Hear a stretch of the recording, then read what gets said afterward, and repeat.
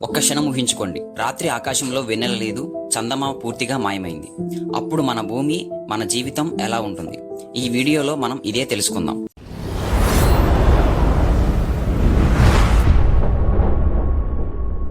భూమికి దగ్గరగా ఉన్న ఉపగ్రహం చంద్రుడు. చంద్రుడు భూమికి దగ్గరగా ఉండటం వల్ల చంద్రుడి గురుత్వాకర్షణ శక్తి భూమిపై నీటిని తన వైపుకు లాగుతుంది. దీనివల్ల చంద్రుడికి దగ్గరగా ఉన్న సముద్ర నీటి మట్టం పెరుగుతుంది. భూమికి అవతల వైపు ఉన్న నీటిపై కూడా గురుత్వాకర్షణ ప్రభావం ఉంటుంది, కానీ అది కొద్దిగా తక్కువగా ఉంటుంది. ఈ విధంగా రోజుకి 2 సార్లు నీటి మట్టం పెరుగుతూ తగ్గుతూ ఉంటుంది. దీన్నే ఆటుపోట్లు అని అంటారు. ఈ ఆటుపోట్లు సముద్ర జీవులకు చాలా ముఖ్యమైనది. ఆహారం, పునరుత్పత్తి మరియు వలసలకు ఈ ఆటుపోట్లు సముద్ర జీవులకు చాలా సహాయపడుతుంది. మత్స్యకారులు కూడా ఈ ఆటుపోట్లను బట్టి చేపలు పట్టడానికి వెళతారు. ఓడల రాకపోకలను కూడా ఈ ఆటుపోట్లే నియంత్రిస్తూ ఉంటాయి. వ్యవసాయ రంగంలో కొందరు రైతులు చంద్రుడి దిశను బట్టి విత్తనాలు నాటుతారు. అమావాస్య నుండి పౌర్ణమి వరకు భూమిలో తేమ ఎక్కువగా ఉంటుంది కాబట్టి ఈ సమయంలో విత్తనాలు నాటడం మంచిదని వారు నమ్ముతారు. పౌర్ణమి నుండి అమావాస్య వరకు కలుపు తీయటం మరియు పంట కోయటం మంచిదని భావిస్తుంటారు.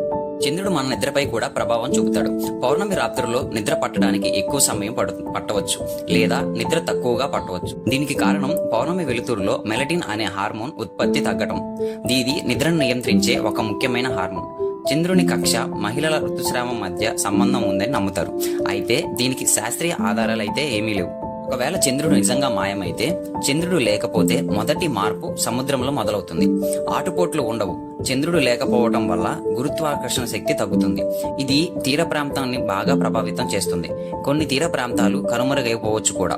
ఒక చోట సముద్ర మట్టం ఎక్కువగా ఉంటే మరొక వైపు తక్కువగా ఉంటుంది. చంద్రుడు లేకపోవటం వల్ల సముద్ర జీవులపై ఈ ప్రభావం బాగా ఎక్కువగా ఉంటుంది. కొన్ని జీవరాశులు ఆహారం దొరక్క అంతరించిపోయే ప్రమాదం కూడా ఉంటుంది. చంద్రుడు లేకపోతే భూమి యొక్క భ్రమణ వేగం పెరుగుతుంది. దీనివల్ల ప్రస్తుతం ఒక రోజు 24 అవర్స్ ఉంది, కానీ చంద్రుడు లేకపోతే ఒక రోజు 6 నుండి 12 గంటల వరకు మాత్రమే ఉండవచ్చు. ఇది నిద్ర, ఆహారం మరియు జీవక్రియలను ప్రభావితం చేస్తుంది. భూమి వేగంగా తిరగటం వల్ల గాలి వేగం పెరుగుతుంది. వాతావరణంలో అనేక మార్పులు వస్తాయి. తుఫాన్లు మరియు ఇతర వాతావరణ విపత్తులు ఎక్కువగా ఉంటాయి. చంద్రుడు లేకపోతే భూమి యొక్క కక్షలో కొన్ని ముఖ్యమైన మార్పులు వస్తాయి. సాధారణంగా భూమి తన కక్ష మీద 23.5 డిగ్రీల వంపుతో ఉంటుంది. ఈ వంపు వల్ల మనకు ఋతువులు ఏర్పడతాయి. చంద్రుడు ఈ వంపును స్థిరంగా ఉంచడంలో చాలా ముఖ్య పాత్ర పోషిస్తాడు. చంద్రుడు లేకపోతే ఈ వంపులో తీవ్రమైన మార్పులు వచ్చి ఋతువుల్లో తీవ్రమైన మార్పులు వస్తాయి.